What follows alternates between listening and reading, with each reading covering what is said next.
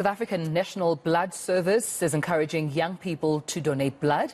This on World Blood Donor Day today. The day is used to raise awareness of the need for safe blood and blood products and to thank donors for their life-saving gifts. We're now joined by the spokesperson for the South African National Blood Service, Kensani Mahlangu. Ms. Mahlangu, thank you for your time. Good morning to you and happy World Blood Donor Day today.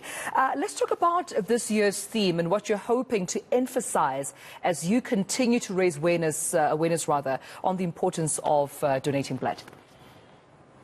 Good morning and thank you for having me. I think just like every other year, we really want to take this day to thank donors. We want to really convey the gratitude that is felt not only by us for the support from the donors, but also to share the stories of recipients.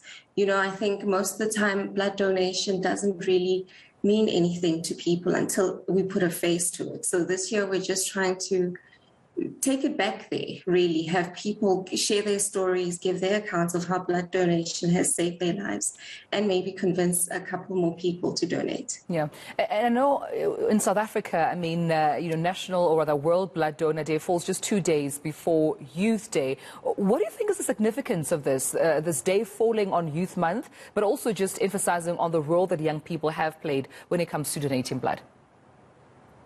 Exactly. I think the majority of the place where we do recruit new donors is in schools. So every year we're focusing on growing our donor panel, and the youth is one of our key focuses for that. So the significance for us is really very big. We want to just remember the youth that, you can change the future. It doesn't have to be as significant as doing like creating a new invention or anything, but really by donating blood, you're ensuring that someone else has the opportunity to maybe see another birthday, to graduate, so the youth really is where we're trying to grow our donor panel. And we know that, unfortunately, blood donation services they did fall victim to last year's July unrest. How would you say you've picked up since that unfortunate event in South Africa?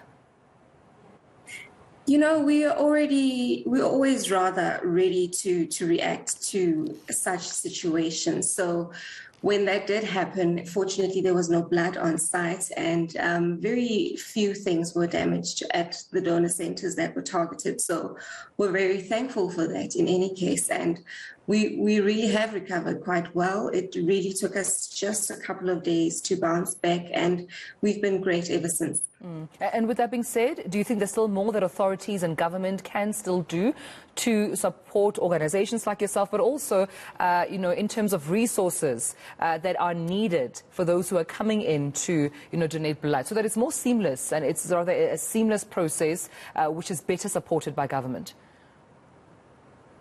Definitely. I think there are some bigger conversations that really need to take place around blood donation, and that is where our challenge is. And if we really put our heads together with the government, we can find better solutions, just to make blood donation more efficient but easier for the regular donor. And I'm speaking especially for not people living in the urban areas, but in the rural areas.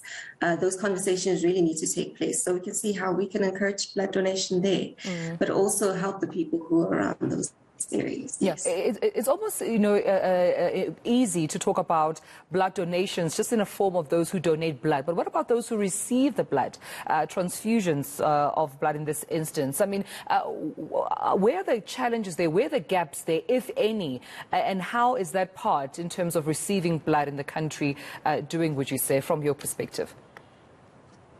So I think one of the current challenges we're facing right now in terms of transfusions is the questions around vaccination and blood. So we do get that question quite often. Can I receive the blood of someone who's been vaccinated if I'm unvaccinated, or vice versa?